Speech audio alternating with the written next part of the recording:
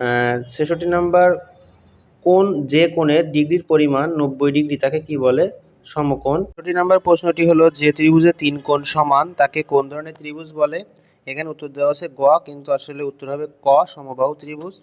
এবং ৬৮ নম্বরে একটা অনুপাতের অঙ্ক দেওয়া আছে, এটার উত্তর হলো খ, 1:2। ৬৯ নম্বর, একটি সংখ্যা ৭৪২ হতে যত বড় ৮৩০ হতে তত ছোট, সংখ্যাটি কত? এটা উত্তর হচ্ছে ৭৮৬ ঘ।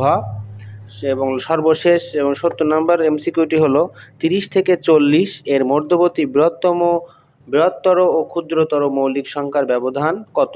এখানে অবশ্য উত্তরটি দেওয়া নেই, উত্তরটি বের করে পরবর্তী ভিডিওতে অবশ্যই দিয়ে দেব।